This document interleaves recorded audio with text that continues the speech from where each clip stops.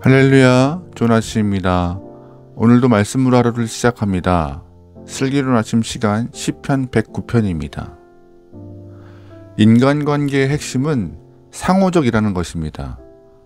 주는 것이 있으면 받는 것이 있고, 가는 말이 선하면 오는 말도 선해야 합니다. 그래서 이상적인 인간관계는 서로 주고받고 선한 일로 서로에게 행복을 주고 서로 발전하는 관계입니다. 이것이 일반적이고 이상적 인간관계의 모습이죠. 그런데 주고받는 것이, 그 상호적인 것이 잘 안 되는 사람들이 있습니다.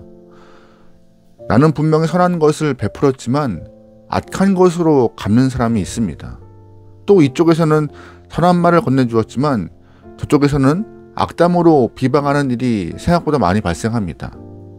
그때 우리는 화가 나기도 하고 미움이 생기기도 하고 심하면 절망을 넘어서 무력감에 빠지기도 하는데요. 우린 선을 악으로 갚는 그런 사람들을 가리켜 악인이라고 말합니다. 그런데 안타까운 것은 악인들이 우리 주변에 한 사람도 없다라고 말할 수 없다는 것이에요. 게다가 우리의 삶은 그 악한 사람들 때문에 속상한 일이 발생하고 힘든 시간을 보낼 수 있다는 것입니다. 오늘 시편 108편의 시인인 다윗도 관계의 상호성이 파괴되었기 때문에 많이 힘들어하고 괴로워하는 마음을 갖고 있어요. 그 힘들고 괴로워하는 마음을 하나님 앞에 나와서 부여잡고 기도하는 모습이 있습니다. 다윗의 일생에서 가장 큰 대적은 사울이었습니다. 사울이 이스라엘 왕이었을 때 사실 다윗만큼 큰 공헌을 세운 사람은 없었기 때문에 사울에게 있어서 다윗은 귀인이나 마찬가지입니다. 블레셋 군대가 쳐들어와서 나라가 위기에 빠져 있을 때 혼연 다윗은 골리앗을 이김으로 나라를 구했습니다. 하나님의 영이 사울을 떠나 악한 영 때문에 괴로워할 때 다윗은 사울 곁에서 노래를 불렀고 악기를 연주하면서 악한 영을 쫓아 죽었어요. 다윗은 출정하는 전쟁마다 승리하였기 때문에 많은 나라를 복속시켰고 이스라엘의 군대 장관까지 되었습니다. 사울에게 있어서 다윗은 믿을 만한 신하였고 장관이었고 또한 옆에 있는 동료였습니다. 다윗은 사울에게 선한 일을 했고 좋은 것만 주었지만 사울이 다윗에게 준 것은 죽음의 무서운 칼날이었습니다. 창을 던지고 칼끝을 겨누었죠. 관계의 상호성이 완전히 파괴된 모습입니다. 그 때문에 다윗은 힘들어했고 괴로워했어요. 1절 말씀이에요. 내가 찬양하는 하나님이여 잠잠하지 마옵소서. 아멘. 다윗은 하나님을 향하여서 입을 연 첫마디가 잠잠하지 말라고 주 앞에 외치고 있습니다. 무엇을 향하여서 잠잠하지 말라는 것이죠? 다윗은 자신의 원수에 대해서 잠잠하지 말라고 하나님 앞에 탄원하고 있습니다.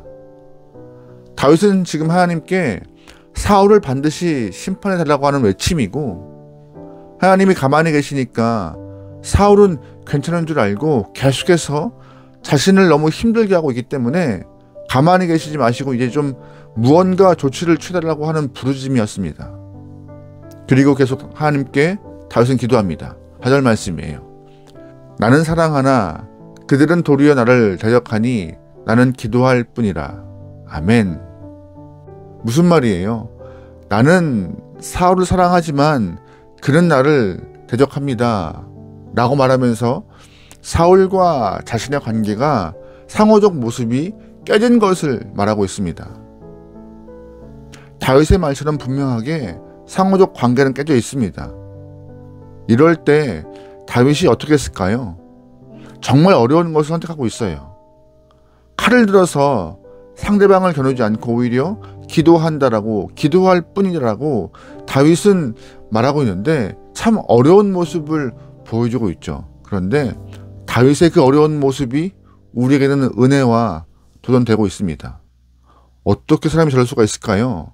우리는 상대방이 나에게 말 한마디 나쁘게 한다면요, 그 말 한마디가 머릿속에서 지워지지 않고 평생 동안 용서하지 못하고 마음 가운데 악함을 품을 경우가 있습니다. 나에게 이해할 수 없는 행동으로 악을 행한 사람은 평생 가슴에 묻어놓고 나도 똑같이 그 사람을 미워하고 악한 행동을 머릿속에서 상상합니다. 그런데 어떻게 다윗은 사울을 향하여서 기도한다고 했을까요? 참 어려운 기도였을 거예요. 그런데 조금만 더 깊이 보면은요, 사울을 향한 다윗의 기도는 예수님처럼 고상한 기도가 아니었습니다. 예수님께서는 원수를 향하여 기도하실 때 저들의 죄를 저들에게 돌리지 마옵소서라고, 그들은 자신이 하는 일을 알지 못한다고 하나님 앞에 용서의 기도를 하고 있지만, 사실 다윗의 기도는 예수님의 기도와 같이 고상하고 수준 높은 기도가 아니었어요. 8절 말씀이에요. 그의 연수를 짧게 하시며 그의 직분을 타인이 빼앗게 하시며 그의 자녀는 고아가 되고 그의 아내는 과부가 되며 그의 자녀들은 유리하며 구걸하고 그들의 황폐한 집을 떠나 빌어먹게 하소서. 아멘. 사실 이것이 원수를 향한 다윗의 기도입니다. 어떤 분들은 어떻게 이것을 기도라고 할 수 있습니까? 라고 질문할 수 있어요. 하지만 사실 인간적인 다윗의 기도라고 볼 수 있어요. 우리는 이렇게 기도한 다윗을 비난할지 모르지만 사실 하나님을 향하여서 입을 벌리고 있는 모든 이 말이 기도가 되는 것입니다. 오히려 다윗이 원수를 향하여서 칼날을 겨누지 않고 원수 갚지 않겠다고 선언하는 것부터 아주 훌륭한 결단의 모습이었죠. 우리 중에는 하나님을 향하여서 입을 벌리지 못하고 오히려 스스로가 직접 원수를 갚겠다고 말하는 사람이 많습니다. 하지만 다윗은 먼저 선악의 판단을 하나님 앞에 맡기고 있는 것이에요. 그리고 하나님께 원수에 대한 처분을 맡기고 있는 것이죠. 사실 다윗의 이 정직한 기도 때문에 자신의 상한 마음이 치료가 되는 좋은 고백이 되었다고 볼 수 있습니다. 혹시 어찌할 수 없는 원수가 있다면 여러분 다윗처럼 한번 해보시기 바랍니다.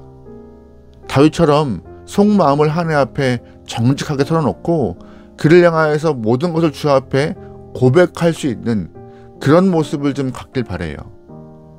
이것이 솔직한 간구이고 솔직한 기도입니다. 그때 하나님께서는 우리의 마음을 아시고 치료하시고 어루만져 주시고 회복의 은혜를 허락하실 줄 믿습니다.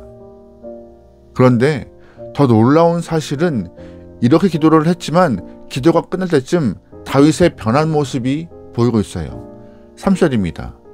내가 입으로 여호와께 크게 감사하며 많은 사람 중에서 찬송하리니 그가 궁핍한 자의 오른쪽에 서사 그의 영혼을 심판하려 하는 자들에게서 구원하실 것이미로다.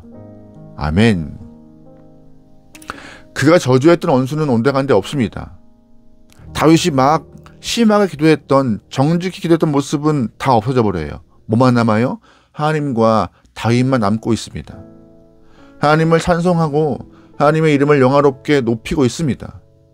기도는 이렇게 놀라운 역사를 가지고 있는 것이에요.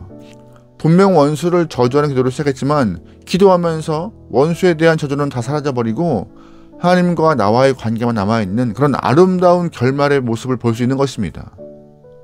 그러기에 상호 관계성이 파괴된 사람 때문에 괴로워하거나 가슴 아파하지 않길 소망합니다. 하나님께 나와서 마음껏 정직히 고백하세요. 다윗만큼 고백하세요.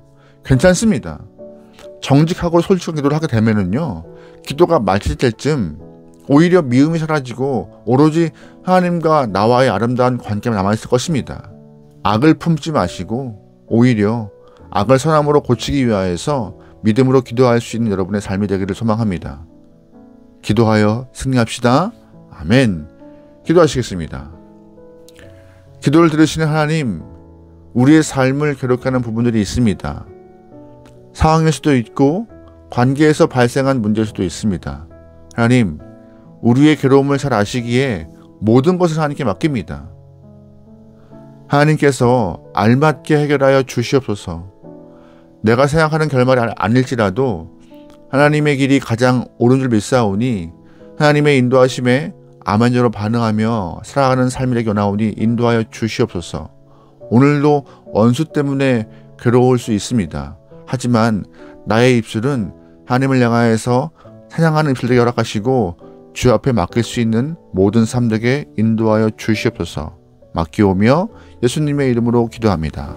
아멘.